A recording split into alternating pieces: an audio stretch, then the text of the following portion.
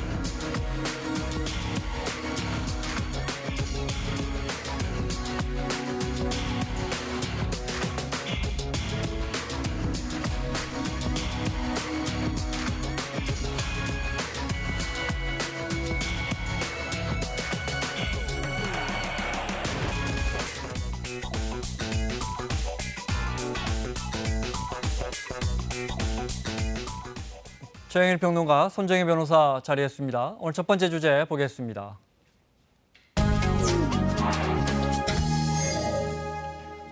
칸 영화제 황금종려상, 그동안에 우리가 칸 영화제 수상은 몇 차례 있었지만 대상격이라고 할까요? 황금종려상은 처음입니다. 봉준호 감독의 영화 기생충이 그 영예를 안았습니다. 올해 우리 영화 100주년인데 정말 100년 만에 쾌거입니다. 최광희 영화평론가 모셨고요. 어서 오십시오. 네, 안녕하세요. 네. 칸 영화제의 황금종려상이라는 게 어떤 겁니까? 이게 뭐 어떤 분들은 뭐 노벨 문학상에 견줄 만한 상이다, 뭐 매우 권위 있는 세계적으로 권위 있는 영화제다, 뭐 이런 말씀들을 하시는데 제가 뭐 모두에 조금 도발적인 질문을 좀 드리고 싶어요. 작년 칸 영화제 황금종려상 수상작 제목 아십니까? 잘 모릅니다, 저희. 네. 모르시죠? 네. 우리 영화가 상을 받았을 때만 권위 있는 영화상이다. 이렇게 네. 말씀드리고 싶습니다. 그거는 이제 언론의 보도에 대한 태도에 대한 얘기고요. 제 네. 비판이고요. 굉장히 그 권위 있는 영화상이죠. 세계 3대 영화상이 있는데 베를린, 베니스, 칸느. 그중에 제일 권위 있는 영화상이 칸느 영화제입니다. 그래서 거기서 황금종려상을 받았다면은 뭐 세계적으로 인정을 받았다. 이런 저희 평가가 베를린이나 베니스 영화제도 물론 뭐 큰 영화제지만 네. 우리 취재 기자가 거기 취재 가는 거 못 봤거든요. 칸 영화제 할 때마다 저희가 취재 기자를 항상. 보내는 거 보면 네. 아마 큰 영화제인 건 분명한 것 같고요. 예를 들어 아카데미상, 오스카상하고는 이게 어떻게 다른 거예요? 이게 어떤 대중적으로는 아카데미상에 훨씬 아무래도. 더 많은 관심이 주로 집중됩니다. 뭐 영미 쪽, 미국 네, 쪽 영화들. 그렇습니다. 예, 네. 예. 왜냐하면 할리우드 영화가 사실상 전 세계 영화 시장을 장악하고 있기 때문에 네. 거기서 어떤 상을 받느냐가 결국은 세계 영화 시장의 판도를 바꾸거든요. 이 칸 영화제는 그러면 전혀 오스카와 그렇지 비교하면 않습니다. 전혀 그 세계 영화 시장에 영향력을 미치지 못하죠. 음. 작년에 칸 영화제 황금종려상을 받은 고레다 히로카즈 감독의 일본 영화입니다. 네. 어느 가족이라는 영화 한국에서 17만 명 모았습니다. 맞아요. 네. 그러니까 대중적인 것보다는 작품성을 더 높이 평가한다. 그렇죠. 그러니까 그런 명예죠, 명예. 명예. 예, 예. 네, 알겠습니다. 우리가 그동안에 참 여러 번 뭐 상을 받았지만 황금종려상은 처음이에요. 네. 네, 뭐 심사위원상, 뭐 여주인공, 여러 가지 뭐 각본상 여러 가지 상은 탔는데 황금종려상은 최고의 명예라고도 이야기할 수 있는데 처음이라는 것이고요. 네. 더군다나 처음 경쟁 부분에 이제 진출했던 그 감독님이 임권택 감독님 춘향전인데요. 그로부터 19년 만에 이런 최고의 상을 타게 됐다. 굉장한 의미가 아닌가 생각이 네. 듭니다. 자, 봉준호 감독이 방금 전에 귀국했습니다. 귀국 입국장에서의 소회 잠깐 준비되어 있는데요. 들어보겠습니다.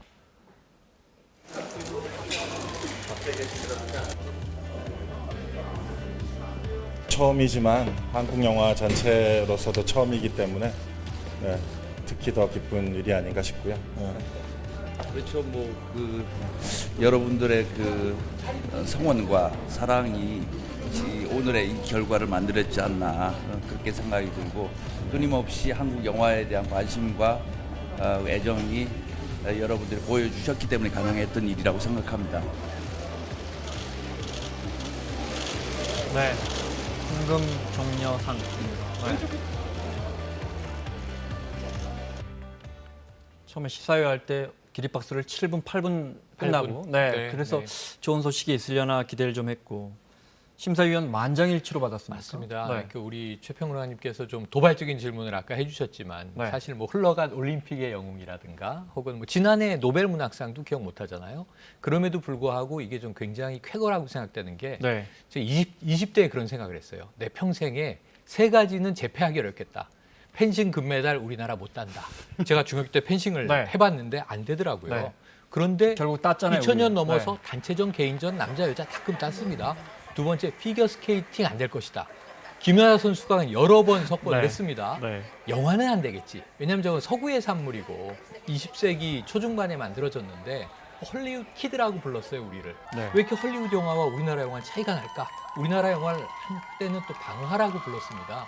그런데 이제는 세계인들이 우리 영화에 감동하기도 하고 몰입을 하면서 네. 매력에 매료되면서 드디어 이제 황금종려상을 탔어요. 그래서 우리 영화가 이제 세계 정상이라고 이야기해도 과언은 아니다. 네. 이제 어깨를 나란히 경쟁할 수 있게 됐다는 것을 확인했다는 점. 그리고 또 마침 우리나라 영화 100년 만에 그러니까요. 쾌거다. 네. 딱 올해가 이제 1919년 기점으로 하면 3.1운동 100주년, 임시정부 수립 100주년, 또 그해 10월에 이 김도상 감독의 의리적 구토 단성사 상영을 원년으로 이제 기점으로 그래서 100년 보기 이군요. 때문에 네. 100년 또 굉장히 의미 있는 쾌거다라는 생각이 듭니다. 자, 그러면 영화 기생충 아직 물론 국내 개봉이 안 됐지만 네. 영상으로 잠깐 보겠습니다. 핸드폰도 다 130분 정도 기생충 영화의 한 장면입니다. 네. 어떻게 생각하셔? 아버지, 전 이게 위조나 범죄라고 생각하지 않아요. 저 내년에 이 대학 꼭 갈 거거든요. 아들아, 큰 줄기는 가난한 큰집 그 큰아들이 너는 계획이 다 있구나. 부잣집의 고액 과외교사 면접을 보러 가면서 두 가족이 만나고 이 집인가 보죠. 네. 이 만남이 걷잡을 수 없는 사건으로 번진다는데요.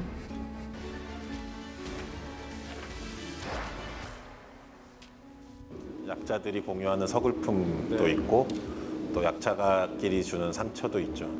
그런 게 미묘하게 얽혀 있는데 그게 다 이제 가족이라는 어떤 틀 속에서 벌어지는 일들이라서 더 미세하고 어떤 현미경으로 모든 상황을 들여다보듯이 그렇게 펼쳐지는 영화인 것 같아요. 강자다, 약자다, 또 악인이다, 악인이 아니다 이런 어떤 구분을 지어가면서 이렇게 진행이 되는 드라마라기보다는 그 평범한 그 정서나 생각을 가진 사람들이 나름 열심히 사는데 닥치는 어떤 상황들, 환경들이 어떻게 그 사람들을 그 환경에 처하게 만드나 그런 쪽의 영화이기 때문에. 봉준호 감독 그동안에 보면 서민들, 우리 주변의 흔한 서민들이 어떤 특별한 상황에 처했을 때 어떻게 되나 여기에 좀 주목하고 있는 것 같고 네, 특히 그렇습니다. 뭐 계급격차라고 표현해야 합니까? 네. 이런 문제에 대해서도 네, 그렇습니다. 강하게 주목하는 것 같아요. 예, 특히나 이 기생충이라는 영화는 물론 저는 그 칸에 가지 못했기 때문에 이 영화를 못 봤고요. 네. 이 영화는 이제 내일 언론 시사가 잡혀 있습니다. 네. 칸에서는 월드 프리미어 원칙에 의해서 거기서 상영하기 전에는 공개할 수가 없습니다. 아, 그렇군요. 네, 그래서 저도 못 봤는데 일단 뭐 전해 들은 내용이나 뭐 줄거리들 보면은 이 영화의 화두는 이제 딱 한마디로 요약해서 정리하면 양극화입니다. 양극화. 네. 그러니까 우리 사회의 양극화 문제를 하나의 가족 드라마의 틀로 이제 풀어내고 있다고 보시면 될 것 같아요.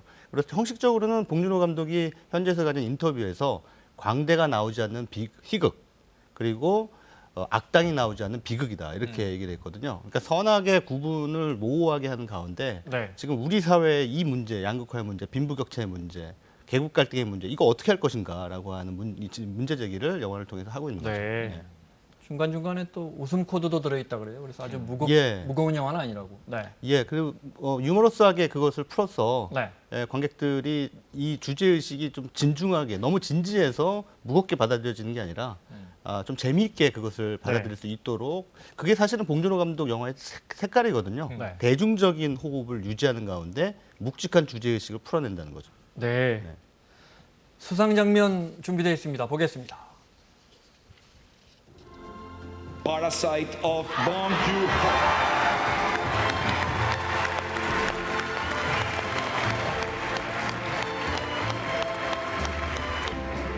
12살의 나이에 영화 감독이 되기로 마음먹었던 되게 소심하고 어리숙한 영화광이었습니다. 이 트로피를 이렇게 손에 만지게 될 날이 올 줄은 상상도 못했습니다. 네. 메시 beaucoup. 자, 12살에 영화 감독이 되기로 마음먹었다는 봉준호 감독. 우리 국민 다 아는 감독이지만 네. 뭐 평론가님이 좀 설명을 해주시면. 네. 네, 그 봉준호 감독은 사실은 그 플란다스에게라는 작품이 데뷔작인데요. 예, 뭐 배두나 씨가 나왔던 영화입니다. 그런데 대중적으로는 별로 좋은 평가를 못 받았습니다. 네. 뭐 영화는 괜찮았는데 흥행이 안 됐어요, 전혀. 네. 그래서 그런 감독들은 이제 두 지금 번째 화면이 저게 작품을 플란다스에게입니다. 예, 그렇습니다. 두 번째 작품을 만들 기회가 좀처럼 주어지지 않거든요. 근데 절치부심 끝에 여러분들 잘 아시는 살인의 추억이라는 영화를 이제 기획을 하게 돼서 만들게 되는데 그때 이제 송강호 씨하고 인연이 되죠. 네. 원래는 사실은 송강호 씨도 그 전에 여러 오디션을 전전하면서 그 별로 그 무명 배우로 이렇게 살아가던 상황. 네. 또 이 봉준호 감독도 지금 살인의 추억입니다. 예, 네. 조 감독 출신으로 있다가 두 사람이 이제 문자를 주고받았다고 해요. 다음에 우리 꼭 같이 영화 하자. 네. 그래서 이제 살인의 추억이라는 영화에서 네. 만나게 됐는데 아시다시피 이제 저 영화가 상당히 좋은 평가를 받았죠. 네. 대박 났죠, 뭐. 그렇습니다. 그리고 당시 한 500만 명 이상의 관객을 불러 모았는데 그때만 해도 500만 명이 대단한 거였습니다. 그리고 나서 송강호 씨와 인연이 계속 이어지는데 괴물이라는 영화가 네. 1000만을 넘어서면서 이제 두 사람 모두에게 굉장히 그때도 각별한- 송강호, 배두나, 네. 변희봉 씨 다 나옵니다. 그렇죠. 네. 그렇습니다. 그러니까 이 봉준호 감독은 한번 인연을 맺은 배우더라고요. 네. 계속해서 영화를 하는 그런 특징이 있어요. 왜냐하면 네. 또 이후에 설국열차라는 영화에 또 거기 송강호 씨가 또 나오죠. 네, 또 나오게 되고 또 옥자라는 영화는 이제 이 넷플릭스를 통해서 그것도 역시 칸 영화제 경쟁 부문에 진출을 했고 네. 요번에 이제 기생충이라는 영화에서 송강호 씨 주연의 영화로 이제 칸 영화제 네. 황금종려상을 거머쥐게 된 거죠. 그가 살인의 추억, 괴물, 옥자, 기생충, 마더도 있고요. 마더라는 영화. 네. 예. 봉준호가 말하고자 하는 사회적 메시지 뭐 여러 가지가 있겠지만 네. 뭐 좀 간단하게 요약하면 뭘까요? 일단 봉준호 감독의 영화는 아까 앵커께서 말씀하셨다시피 사회적 약자들이 자주 등장하죠. 그리고 이제 그들이 어떤 갈등 상황이나 위기를 맞았을 때 그것을 어떻게 극복해 나가는가 이런 네. 것들을 좀 보여주는데 이 봉준호 감독의 그 메시지는 일단 그 우리 사회의 폐부랄까요? 좀 부끄러운 부분, 치부 뭐 이런 것들을 좀 드러내 보이는.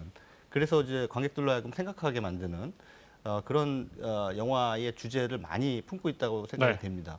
그 마더라는 영화는 가족 이기주의, 정확하게 얘기하면 내 아들만 잘 살면 돼라고 하는 우리 어머니들의 이기성 이런 것들을 좀 풍자하고 있다라고 네. 볼 수 있고요. 기생충이라는 영화와 설국열차는 소위 말하는 신자유주의 비판입니다. 신자유주의로 인해서 이 빈부격차가 이렇게 심화되는 데에 대한 네. 논평이라고 볼 수 있겠죠. 자, 그 봉준호 감독에게 늘 말씀하신 것처럼 배우 송강호가 함께하죠. 그 영상 잠깐 볼까요? 네, 이번에 시상식에서 그 장면 보겠습니다.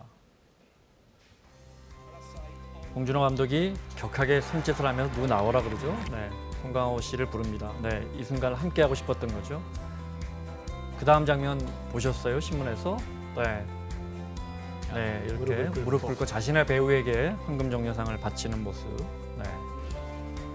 이 배우가 카트리나 드네브라면서요? 네, 못 알아봤습니다. 네. 두 사람은 서로에 대해서 어떻게 생각할까? 들어볼까요?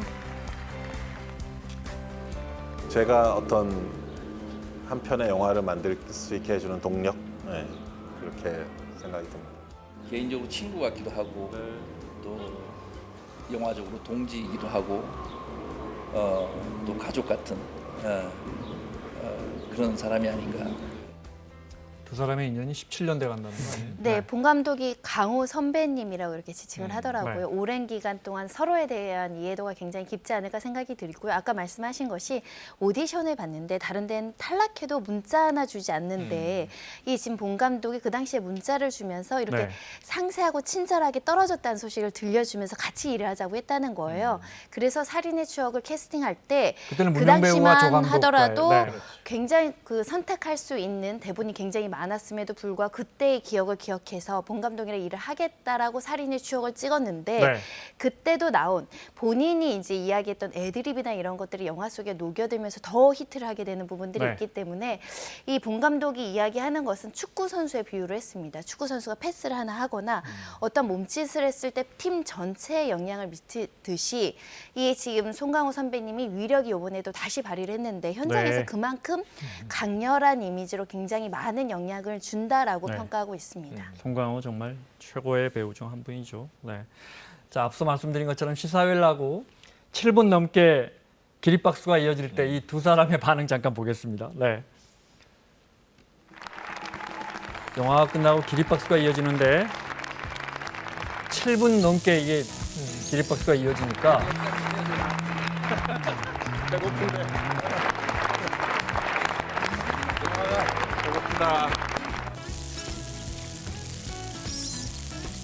네, 박수가 계속 이어집니다. 밤이 늦었으니 집으로 돌아갑시다. 감사합니다. Let's go home.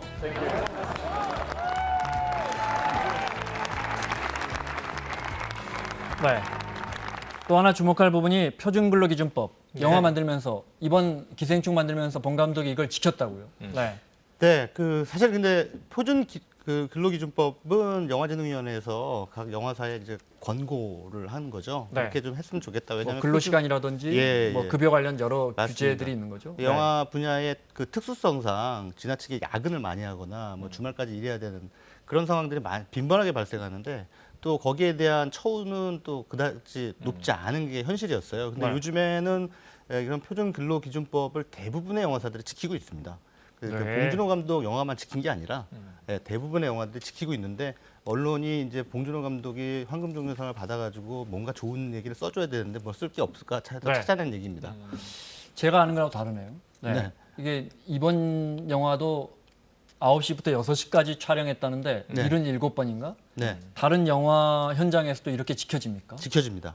우리나라 영화 네, 현장이 많이들 지켜지고 정말 있습니다. 좋아졌네요. 네, 예전하고 아, 다릅니다. 네. 예, 그리고 그렇군요. 네. 만약에 오버가 되면 시간의 수당을 줘야 됩니다. 초과 수당을 당연히. 줘야 됩니다. 네. 예, 예. 주말 근무하면 네. 또 저 주휴수당 줘야 되고, 네, 이런 네, 이런 게 맞습니다. 지켜지고 있다 이 말씀이시죠? 지켜지고 네, 있습니다. 좋은 예. 소식입니다. 네, 알겠습니다. 그가 세상을 영화로 바꾸고 싶어하잖아요, 봉준호 감독. 네, 근데 그렇죠. 저는 저 기사를 보면서 자신 스스로 자기가 바꿔야 할 것은 바꿔 나가는구나. 그런데 네. 외신에서 부끄러웠던 게 프랑스 외신하고 그런 얘기를 했었죠. 블랙리스트 때문에 한국의 영화인들이 트라우마에 잠겨 있었던 몇 년의 네. 시간이 있다. 어찌 보면 그게 어둠의 시간인데 바로 지난 정권 아니겠습니까? 그래서 헤드라인을 이 블랙리스트에 올랐던 봉준호 감독이 이제 블록버스터 감독이 됐다. 네. 이렇게 외신에서 뽑은 걸 보고 이 블랙리스트의 블랙이 어둡다는 뜻이잖아요. 암흑기가 우리 한국 영화에 있었다는 게 좀 안타깝고 아쉽고 부끄럽고 그랬습니다. 네, 알겠습니다. 포스터 한번 볼까요? 네. 포스터 준비되어 있습니까? 이건 무슨 뜻인가요? 네. 본 감독도 잘 모른다면서요? 네, 무슨 저도 이 뜻인지. 포스터 보고 굉장히 의아했는데요. 눈은 또 왜 가렸답니까? 예, 내 가족 구성원 4명이 전부 눈이 가려져 있습니다. 네. 근데 저 눈이 가려진 게 우리 예전에 신문에서 왜 용의자들 나올 때 눈을 가리지 않습니까? 그러면은 그 사람의 정체성을 우리가 확실히 알 수가 없어요. 사람의 정체성을 판단하는데 가장 중요한 게 눈이거든요. 네. 그래서 저 사람들은 말하자면 시선이 없는 익명성을 가지고 있는 존재들이라고 하는 거죠. 그러니까 가려져 있는 사람들이라고 네. 하는 그런 뜻으로 풀이할 수 있을 것 같습니다. 저 사람들은 우리를 보고 있겠지만 우리는 저 사람들이 누군지 정확하게 알 수 없다라고 네. 하는 그런 뜻이 아닐까 싶습니다. 알겠습니다. 자, 내일 시사가 있고 개봉도 곧 할 거 아닙니까? 네, 30일 날 개봉한다는 것이고요. 벌써부터 영화 팬들은 예매 전쟁에 들어갔습니다. 문재인 대통령이 또 축하 메시지를 보내면서 더 집중하고 있는 상황인데요. 보고 네. 싶으신 분들은 빨리 예약하셔야 또 이번 주말에라도 볼 수 있지 않을까 생각이 듭니다. 알겠습니다. 자, 최광희 영화평론가 오늘 말씀 고맙습니다. 네, 감사합니다. 손정희 변호사, 최영일 평론가도 함께하고 있습니다. 오늘 두 번째 주제 보겠습니다.